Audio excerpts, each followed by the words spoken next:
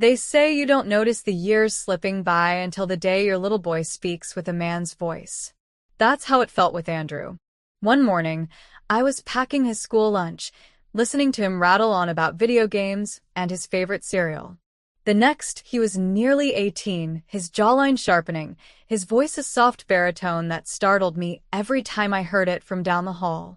I'm Anna, 43. I like to think I've aged gracefully, blonde, fit, confident.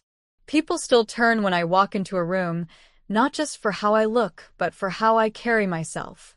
My husband? Always working. Always somewhere else. So it's just me and Andrew, under the same roof more often than not, sharing the quiet. Lately, that quiet has changed. He's been distant, thoughtful in a way boys usually aren't. And more than once, I've caught him staring at the floor after hanging up the phone, his brow furrowed as if the world's biggest question was eating at him from the inside out. Last week, I found him in the kitchen long after dinner. I could tell he wanted to talk, but didn't know how. He kept pacing, his hand running through his hair, avoiding my gaze. "Mom," he finally said, "can I ask you something weird?" I smiled, trying to be gentle. "You've asked me weirder things, believe me." He didn't laugh. His throat bobbed. What if I'm not into girls? What if I'm into guys instead? I stayed still, though a chill ran down my spine. Not from shock, but from the realization that this was what had been weighing him down. "Why do you think that?" I asked, softly. He shrugged. "I don't know. I don't feel anything when girls flirt with me. They touch me or smile, and I just nothing. I feel broken." My heart cracked right then. Not because of what he said, but because of how he said it. Like he was ashamed of feeling confused. "You're not broken," I told him. "You're just trying to understand yourself." But I saw it in his eyes. He didn't believe me. And that's where it began. The journey of a mother trying to help her son not find an answer, but his own. It had been a week since Andrew opened up to me, and something between us shifted after that conversation. It wasn't just that he had shared something personal. It was how much he wanted someone to tell him who he was, as if he couldn't trust his own reflection. Since that night, I'd noticed little things. He hovered around me more in the kitchen, asked questions he never used to ask, about emotions, about people, about love. He watched me closely, like he was studying something, looking for signs. And I knew I couldn't give him answers, but maybe I could help him find his own. So I started doing small things. Wearing perfume again. Leaving my hair down more often. Laughing a little louder when we watched movies together, just to see if his gaze lingered. Not because I was trying to seduce him, but because I needed him to see a woman. Not just his mother. A real, breathing woman who could remind him that his heart wasn't broken. It was just waiting. That Saturday evening, I did something different. We weren't going anywhere. We didn't have guests coming. But I wore the dress. It was navy blue silk, sleeveless, hugging my waist like it had been tailored just for me. I pulled my hair into soft waves, stepped into my favorite heels, and swept on a touch of lipstick. When I came down the stairs, Andrew looked up from the couch and froze. His mouth parted slightly, like he was about to say something but forgot how words worked. I gave a small smile and walked into the living room, the click of my heels echoing softly in the silence. He blinked. "Are you going somewhere?" "No," I said. "Just felt like dressing up." "You look," he stopped.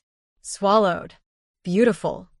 "Thank you," I said, keeping my tone casual, but inside something fluttered.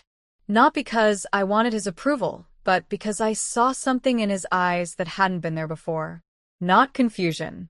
Not shame. Just surprise. As if something in him had stirred, and he wasn't sure what it was. I sat down beside him on the couch, our shoulders not quite touching, the air charged. We watched a movie, some romantic drama he had picked without realizing what it would awaken. Halfway through, a kiss scene came on, slow, intense, emotional. Andrew shifted in his seat.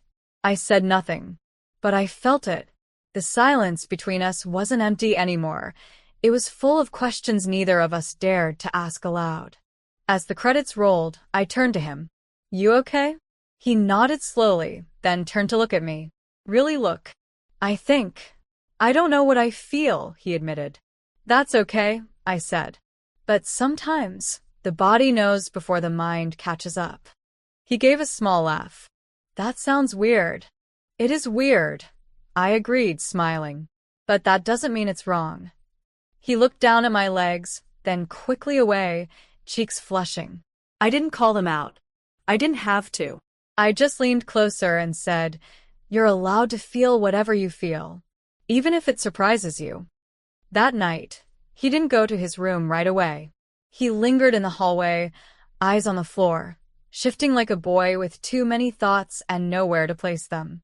And I knew the space between us was changing, not in the way that scares people, but in the way that reminds them how fragile and deep human connection can be. Especially when it's born out of love, confusion, and the quiet desperation of trying to find yourself in someone else's reflection. The next evening, I planned ahead. Dinner was light. Conversation was easy. Andrew seemed more relaxed than usual, less guarded, as if some quiet inner pressure had eased.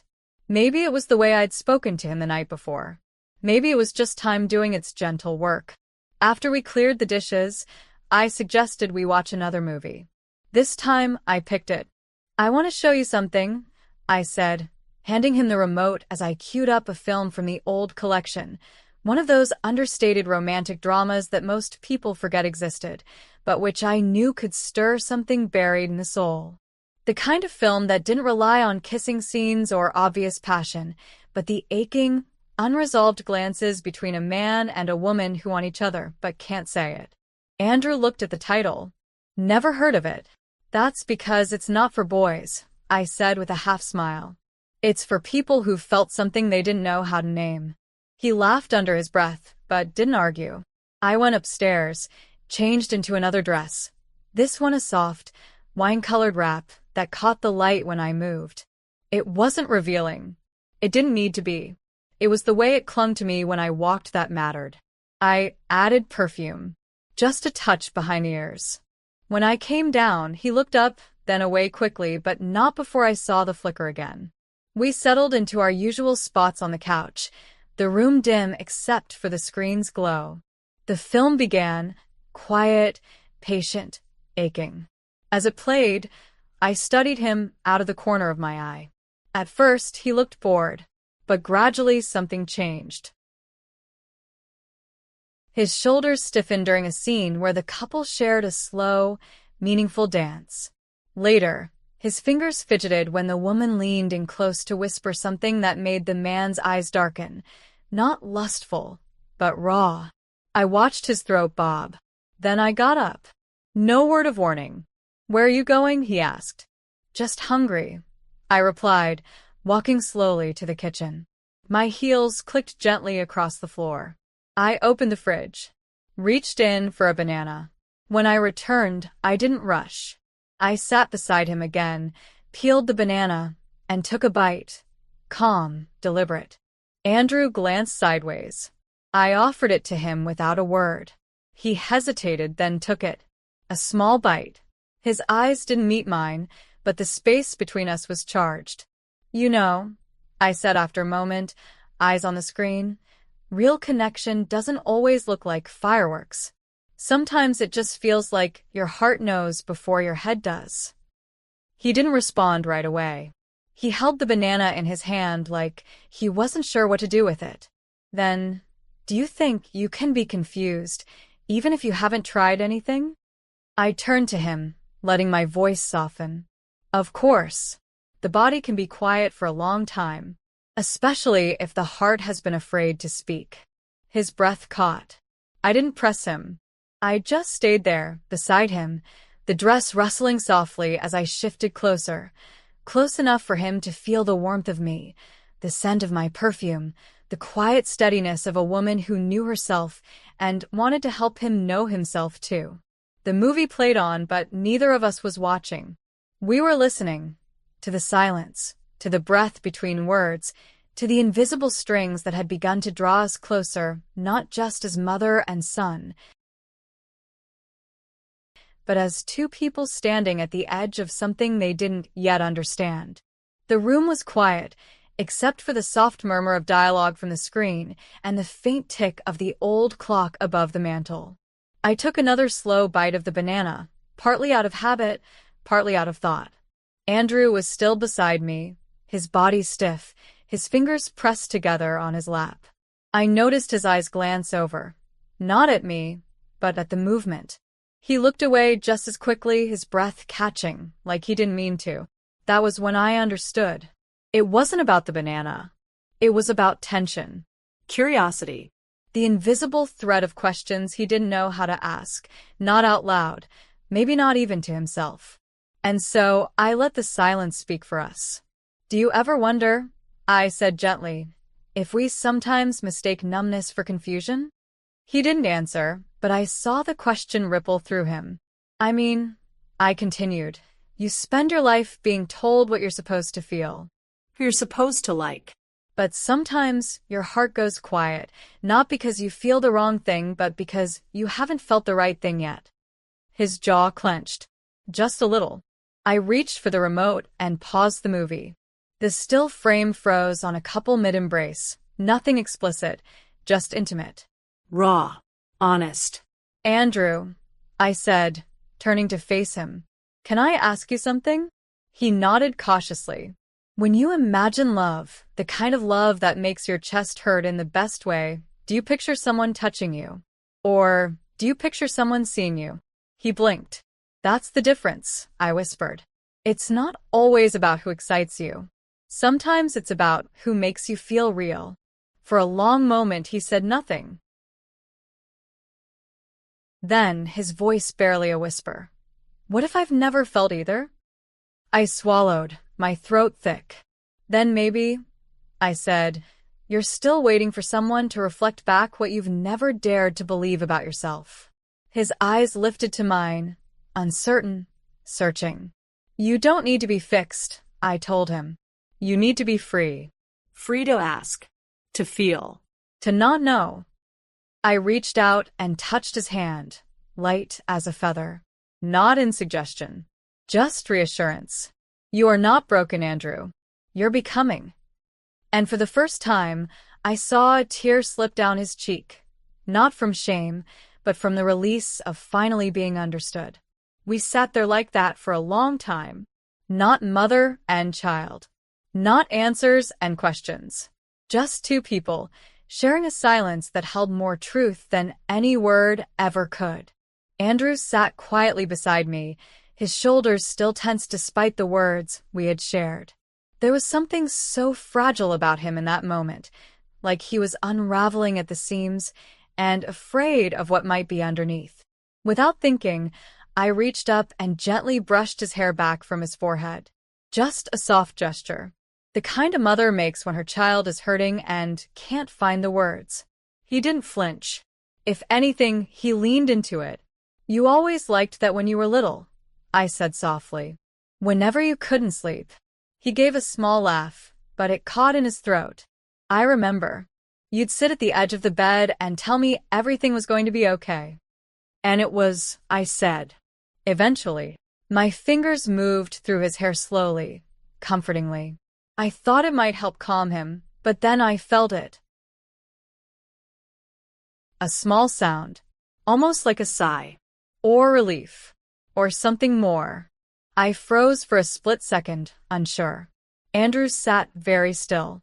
The air between us changed, not in what we did, but in what we didn't say. In the awareness that swept over me. That something had shifted, and we were standing on the edge of something we couldn't name. I pulled my hand back gently. "Maybe we should take a break. Get some air."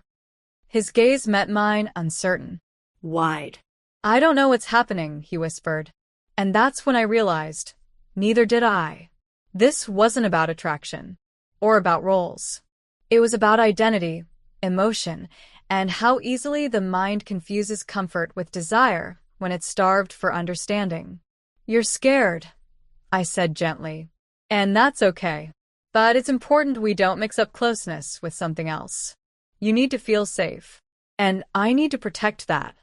He nodded slowly. I didn't mean to. I didn't. I know, I said. You're trying to feel something, anything, that tells you who you are. And I understood that. Deeply. Sometimes love feels like warmth, and sometimes it burns when it shouldn't. But knowing the difference, that's what matters. So I stood up and extended my hand. Come on, let's walk. Let's clear our heads.